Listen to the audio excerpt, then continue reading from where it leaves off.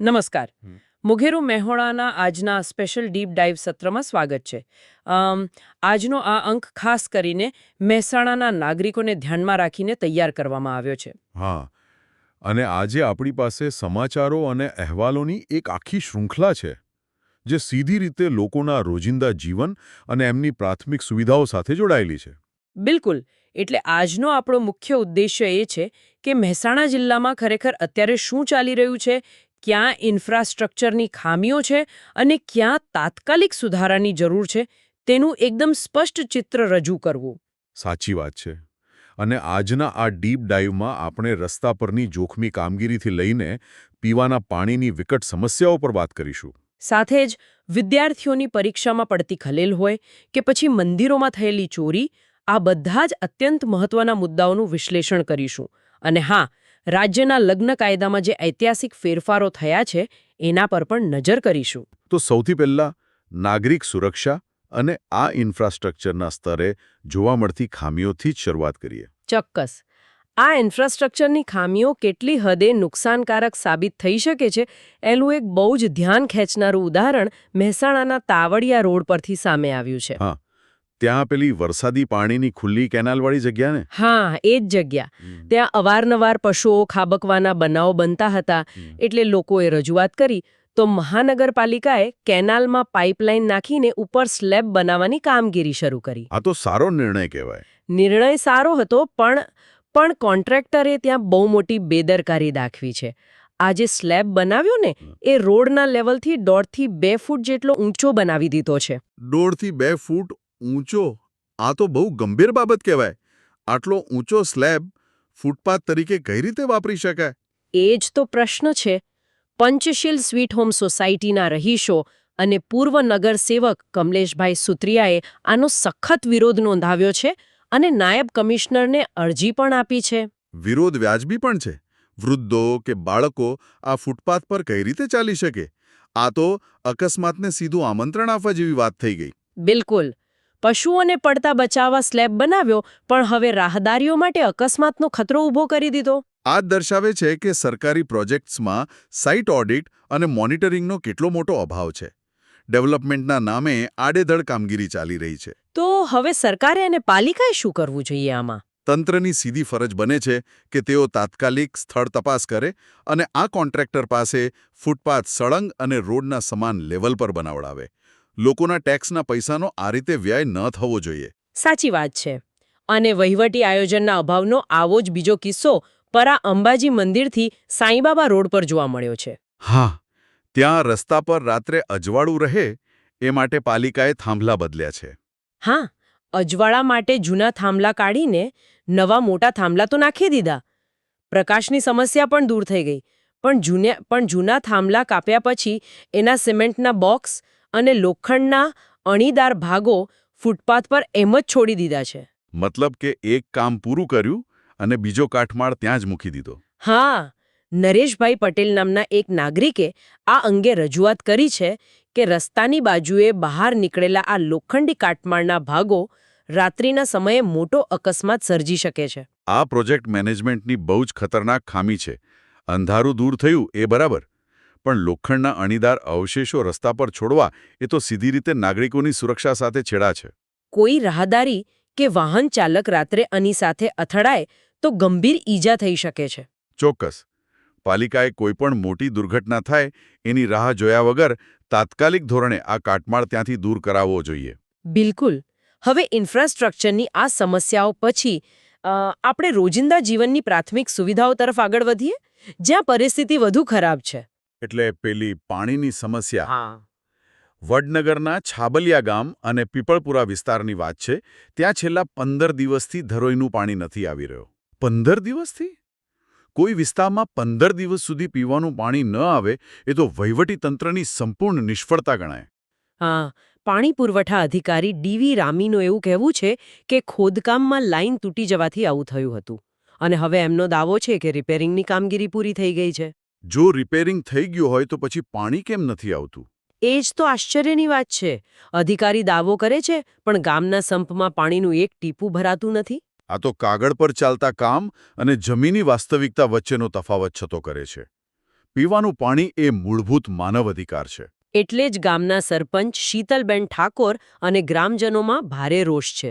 સરપંચ તો સ્પષ્ટ ચીમકી આપી દીધી છે કે જો કાયમી ઉકેલ નહીં આવે તો પાણી પુરવઠા કચેરીએ માટલા ફોડીને ઉગ્ર વિરોધ પ્રદર્શન કરાશે. જેને એક ચૂંટાયેલા સરપંચે માટલા ફોડવા જેવા આકરા પગલાં લેવાની ચીમકી આપવી પડે ત્યારે સમજાય છે કે વહીવટી માળખું સામાન્ય રજૂઆતો સાંભળવામાં કેટલું નિષ્ક્રિય છે. તો આ પરિસ્થિતિમાં સરકારે તાત્કાલિક શું એક્શન લેવા જોઈએ? સરકારે તાત્કાલિક ધોરણે એન્જિનિયરોની એક ટીમ મોકલીને લાઇનનું પ્રેક્ટિકલ ચેકિંગ કરાવવું જોઈએ. માત્ર કચેરીમાં બેસીને દાવા કરવાથી ન ચાલે. છેલ્લા છેડાના ઘર સુધી પાણી પહોંચે તેની ખાતરી કરવી જોઈએ. અને આ જ પ્રકારની વહીવટી નિષ્ફળતાનું બીજું ઉદાહરણ મહેસાણાની શિવમ હેરિટેજ સોસાયટી છે. પણ અહીં સમસ્યા પીવાના પાણીની નથી, ગંદા પાણીના નિકાલની છે. હા, મેં સાંભળ્યું છે ત્યાં ડ્રેનેજ વ્યવસ્થાનો બહુ મોટો પ્રશ્ન છે. છેલ્લા 5 વર્ષથી આ સમસ્યા છે. ડ્રેનેજના અભાવે ગટરના પાણી સીધા રસ્તા પર ઉભરાઈ રહ્યા છે. 5 વર્ષથી લોકો ગટરના પાણી વચ્ચે રહેવા મજબૂર છે. આ સિસ્ટમની કેટલી મોટી ખામી છે. આમાં શરૂઆતમાં બિલ્ડરની ભૂલ હતી કે એણે યોગ્ય વ્યવસ્થા વગર મકાનો બનાવી દીધા. પછી નાગરિકોએ રજૂઆત કરી તો પાલિકાએ સંપ બનાવવાનું શરૂ કર્યું. પણ પાલિકાના કોન્ટ્રાક્ટરે આ કામ અધૂરું જ છોડી દીધું. એટલે બિલ્ડર અને સ્થાનિક પ્રશાસન બંનેની બેદરકારીનો ભોગ નાગરિકો બની રહ્યા છે. હા, આજે સોસાયટીમાં ગટરના ગંદા પાણી ફેલાયેલા છે અને લોકો પર રોગચાળો ફેલાવાની ભીતિ છે. અહીં સરકારે બેવડી કાર્યવાહી કરવી પડે. પહેલાં તો જે બિલ્ડરે સુવિધાઓ આપ્યા વગર મકાનો વેચ્યા છે એની સામે કડક કાયદાકીય પગલાં લેવા જોઈએ. અને બીજું શું? બીજું એ કે મહાનગરપાલિકાએ પોતાના કોન્ટ્રાક્ટર પાસે આ અધૂરું કામ યુદ્ધના ધોરણે પૂરું કરાવવું જોઈએ.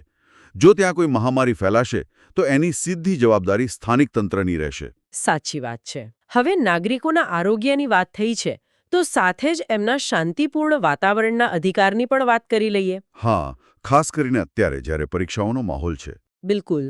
મહેસાણાના રાધનપુર રોડ પર શૈલજા શરણમ સોસાયટી નજીક આવેલા ગુડલક પાર્ટી પ્લોટમાં એક અંડર વોટર ટનલ એક્વેરિયમ અને મેળો ચાલી રહ્યો છે. પણ અત્યારે તો ધોરણ 10 અને 12ની બોર્ડની પરીક્ષાઓનો સમય છે ને? હા, CBSEની પરીક્ષાઓ તો શરૂ પણ થઈ ગઈ છે અને રાજ્ય બોર્ડની પરીક્ષાઓ 26 ફેબ્રુઆરીથી શરૂ થવા જઈ રહી છે. તો પછી મેળાના ભારે ઘોંઘાટના કારણે આસપાસના વિદ્યાર્થીઓને તૈયારીમાં કેટલી ખલેલ પડતી હશે? બોર્ડની પરીક્ષાઓ એ વિદ્યાર્થીઓના શૈક્ષણિક જીવનનો અત્યંત નિર્ણાયક સમયગાળો છે. એટલે જ નારાજ વાલીઓએ મહાપાલિકાને પત્ર લખ્યો છે કે આ મેળો તાત્કાલિક બંધ કરાવવામાં આવે અને જો પગલાં નહીં લેવાય તો કાયદેસરની કાર્યવાહી કરવાની ચીમકી પણ આપી છે. તંત્ર દ્વારા આ સમયે સંવેદનશીલતા દાખવવી ખૂબ જરૂરી છે. રહેણાંક વિસ્તારોની આસપાસ આવા મોટા લાઉડસ્પીકરવાળા કાર્યક્રમોને પરીક્ષાના સમયમાં મંજૂરી આપવી એ વહીવટી અણાવડત છે. મનોરંજનના કાર્યક્રમો થાય એનો કોઈ વિરોધ નથી, પણ એ શિક્ષણ અને બાળકોના ભવિષ્યના ભોગે તો ન જ હોવા જોઈએ. પાલિકાએ અત્યારે જ હસ્તક્ષેપ કરીને ઘોંઘાટ બંધ કરાવવો જોઈએ અને સરકારે એવી કાયમી નીતિ ઘડવી જોઈએ કે પરીક્ષાની સિઝનમાં રહેણાંક વિસ્તારોમાં આવા કોઈ આયોજનને મંજૂરી જ ના અપાય. હવે કાયદો અને વ્યવસ્થાની સ્થિતિ પર નજર કરીએ તો મહેસાણા જિલ્લામાં શિયાળાની ઋતુમાં ચોરીના બનાવો અચાનક વધી ગયા છે. શિયાળામાં મોટેભાગે ગુનેગારો રાતના સમયે વધુ સક્રિય થઈ જતા હોય છે. હા, મહેસાણા તાલુકાના પિલુદ્રા ગામમાં એક મોટો બનાવ બન્યો છે. ત્યાં એક જ મકાન પરિસરમાં જોગણી માતા, હડકાઈ માતા અને ગોગા મહારાજના મંદિરો આવેલા છે. ત્યાં રાત્રે અજાણ્યા શખ્સો દ્વારા લાખોની ચોરી કરવામાં આવી છે. મંદિરોમાં પણ સુરક્ષા નથી રહી હવે. શું શું ચોરાયું છે ત્યાંથી? મંદિરમાંથી 6.5 કિલો ચાંદીના છત્તર, ઘોડિયા અને નાગ ચોરી ગયા છે તસ્કરો, જેની બજાર કિંમત જોવા જઈએ તો આશરે 50 લાખ રૂપિયા જેટલી થાય. પોલીસ ફરિયાદ નોંધાઈ છે આ બાબતે. આ માત્ર કોઈ આર્થિક ગુનો નથી, પણ લોકોની સામાજિક આસ્થા પરનો બહુ મોટો પ્રહાર છે. ચોરીના બનાવો વધવા એ દર્શાવે છે કે ગુનેગારોને પોલીસ પેટ્રોલિંગની નબળાઈઓ ખબર પડી ગઈ છે. તો આ અટકાવવા માટે પોલીસ અને સ્થાનિક પ્રશાસને શું કરવું જોઈએ? પોલીસ તંત્રે તો ગ્રામ્ય વિસ્તારોમાં રાત્રિ પેટ્રોલિંગ સઘન બનાવવાની તાતી જરૂર છે જ, પણ સાથે સાથે ગ્રામ પંચાયતો અને મંદિરના ટ્રસ્ટીઓએ પણ સુરક્ષા માટે CCTV કેમેરા લગાવવા જેવી આગોતરી વ્યવસ્થા કરવી જોઈએ, જેથી કરીને ગુનેગારોને ઝડપથી પકડી શકાય. અને આ જ કાયદાના ખુલ્લા ઉલ્લંઘનનો બીજો એક ગંભીર કિસ્સો ઊંઝા પંથકમાંથી સામે આવ્યો છે. ત્યાં પેલી નદીમાંથી માટી ચોરી થઈ રહી છે એ મુદ્દો? હા, ઊંઝાના વણાગલા અને ઐઠોર વચ્ચે આવેલી પુષ્પાવતી નદીમાંથી રાત્રિ દરમિયાન ભૂમાફિયાઓ આધુનિક મશીનો લાવીને ખુલ્લેઆમ માટી ચોરી કરી રહ્યા છે. આ કોઈ સામાન્ય ચોરી નથી. આમાં તો મોટા મોટા ટ્રેક્ટરો અને મશીનો વપરાતા હોય છે. અને સૌથી ચોંકાવનારી બાબત એ છે કે ઐઠોરના સરપંચ કિંજલબેન ઠાકોર એવું સ્વીકારે છે કે રાત્રે ખોદકામ થાય છે, પણ એ પ્રવૃત્તિ કોણ કરી રહ્યું છે એનાથી પોતે અજાણ હોવાનું કહે છે. આ તો માનવામાં જ નથી આવતું. રાતના અંધારામાં મોટા મશીનોથી નદી ખોદી નાખવી એક સંગઠિત ગુનાખોરી છે. સ્થાનિક પ્રશાસન કે સરકારી તંત્રની મિલીભગત અથવા નિષ્ક્રિયતા વગર આટલા મોટા પાયે કામ થઈ જ ન શકે. અને આનાથી પર્યાવરણને કેટલું મોટું નુકસાન થાય છે એ તો વિચારવું જ રહ્યું. બિલકુલ. નદીમાંથી માટી કાઢવાથી નદીનો પ્રવાહ બદલાય છે, આસપાસના ગામોમાં પૂરનો ખતરો વધે છે અને ભૂગર્ભ જળસ્તર પણ ભયજનક સપાટીએ નીચે જાય છે. સરપંચનું આ રીતે અજાણ હોવાનું કહેવું એ સીધી રીતે જવાબદારીમાંથી છટકવા સમાન છે. તો સરકારે આ ભૂમાફિયાઓ સામે કેવી રીતે કામ લેવું જોઈએ? સરકારે તાત્કાલિક ખાણ ખનિજ વિભાગ અને પોલીસ તંત્રનું એક સંયુક્ત ઓપરેશન હાથ ધરવું જોઈએ અને આ માફિયાઓ સામે કડક કાયદાકીય કાર્યવાહી કરવી જોઈએ. સાચી વાત છે. હવે આ તમામ સ્થાનિક સમસ્યાઓ વચ્ચે મહેસાણા જિલ્લામાં આપણે એક મોટો સામાજિક બદલાવ પણ જોઈ રહ્યા છીએ. હા, છેલ્લા કેટલાક સમયથી પેલી ભાગેડુ લગ્ન સામેની ઝુંબેશ ચાલી રહી છે ને, એના વિશે વાત કરી રહ્યા છો ને? હા, બળજબરીપૂર્વક કે ખોટી ઓળખ આપીને થતા લગ્નો સામે એક મોટું સામાજિક આંદોલન શરૂ થયું હતું. અને એના જ ભાગરૂપે રવિવારે મહેસાણાથી ઊંઝા સુધી એક પદયાત્રા યોજાઈ, જેને હુંડી યાત્રા નામ આપવામાં આવ્યું. આ યાત્રાની મુખ્ય માંગણીઓ શું હતી? એમની મુખ્ય 3 માંગણીઓ હતી. એક તો દીકરીના લગ્નની નોંધણી તેના પોતાના ગામમાં જ થવી જોઈએ. બીજું, સાક્ષી તરીકે લોહીના સંબંધ ધરાવતી વ્યક્તિઓ જ હોવી જોઈએ. અને ત્રીજું, મૈત્રી કરારના કાયદામાં ફેરફાર થવો જોઈએ.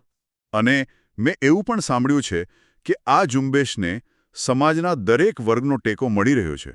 હા, આ અભિયાનના આગેવાન સતીશભાઈ પટેલના જણાવ્યા મુજબ ઊંઝાના મુસ્લિમ સમાજે પણ આ અભિયાનને પૂરો ટેકો આપ્યો છે. અને આ સામાજિક ઝુંબેશોના પરિણામે જ રાજ્યમાં એક બહુ મોટો કાયદાકીય શિફ્ટ પણ જોવા મળ્યો છે. હા, રાજ્ય સરકારે લગ્ન નોંધણીની પ્રક્રિયામાં માતા-પિતાની હાજરી અને સત્તાવાર સંમતિ ફરજિયાત બનાવવાનો ઐતિહાસિક નિર્ણય લીધો છે. જો આ નિર્ણયનું આપણે તટસ્થ રીતે વિશ્લેષણ કરીએ તો આ કાયદાનો મૂળ હેતુ ખોટી ઓળખ આપીને કે ભ્રામક રીતે થતા લગ્નો અટકાવવાનો છે. ઉત્તર ગુજરાતના વિવિધ સામાજિક સંગઠનો દ્વારા આને ખૂબ આવકારવામાં આવ્યો છે. બરાબર છે. સ્થાનિક જૂથોનું એવું માનવું છે કે આ કાયદા દ્વારા યુવાઓના અધિકારો અને પરિવાર પ્રત્યેની જવાબદારી વચ્ચે એક યોગ્ય સંતુલન સાધવાનો પ્રયાસ થયો છે. અલબત્ત, કાયદો જ્યારે સંપૂર્ણ રીતે જમીન પર લાગુ થશે ત્યારે જ તેની વિસ્તૃત અસરો વધુ સ્પષ્ટ થશે. ચોક્કસ. તો નિષ્કર્ષ સ્વરૂપે આપણે કહી શકીએ કે આજના આ સત્રમાં ચર્ચાયેલા તમામ મુદ્દાઓ, પછી તે રસ્તા પરના ભયજનક સ્લેબ હોય, પીવાના પાણીની સમસ્યા હોય કે પછી માટી ચોરીનો મુદ્દો હોય, આ તમામ મુદ્દાઓ એક વાત સ્પષ્ટ કરે છે કે મહેસાણાના નાગરિકો હવે અત્યંત જાગૃત થઈ ગયા છે. હા, તેઓ હવે રજૂઆતો કરી રહ્યા છે અને પોતાના હક માટે અવાજ ઉઠાવી રહ્યા છે. હવે સંપૂર્ણ જવાબદારી વહીવટી તંત્રની છે કે તેઓ કામગીરી પર બાજ નજર રાખે અને લોકોની સલામતીને પ્રાધાન્ય આપે. બિલકુલ. મહેસાણાના નાગરિકોના માની એક ખાસ અપીલ છે કે સ્થાનિક સ્તરની આવી જ સચોટ અને સીધી અસર કરતી અપડેટ રોજે રોજ મેળવવા માટે moghero-mehona.in વેબસાઇટની અચૂક મુલાકાત લેતા રહો. હા, અને જો સાંભળનાર વર્ગને સમાચારોની આ ઊંડાણપૂર્વક ચર્ચા પસંદ આવી હોય તો મોઘેરું મેહોણા ચેનલને સબસ્ક્રાઇબ કરો, આ વિડીયોને લાઇક અને શેર કરો. અને આ ઉપરાંત જો નાગરિકોના પોતાના વિસ્તારની કોઈ સમસ્યા યા વહીવટી તંત્ર માટે કોઈ સૂચન હોય તો નીચે કોમેન્ટ બોક્સમાં અમને ચોક્કસ જણાવો. આજના આ સત્રના અંતે આ તમામ સમાચારો પરથી એક બહુ મોટો અને ઊંડાણપૂર્વક વિચારવા જેવો પ્રશ્ન ઊભો થાય છે. કયો પ્રશ્ન?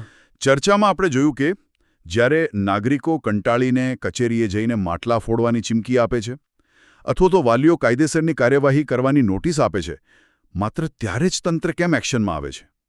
આ ખરેખર વિચારવા જેવી વાત છે. શું વર્તમાન વ્યવસ્થામાં પોતાની જવાબદારી નિભાવવા કરતા લોકોના આક્રોશનો ડર વધુ કામ કરી રહ્યો છે? આ એક એવો મુદ્દો છે જેના પર સમાજ અને પ્રશાસન બંને ગંભીરતાથી વિચારવાની જરૂર છે.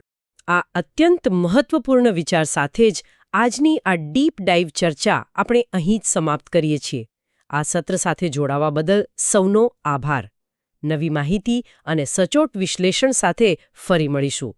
જાગૃત રહો અને સુરક્ષિત રહો.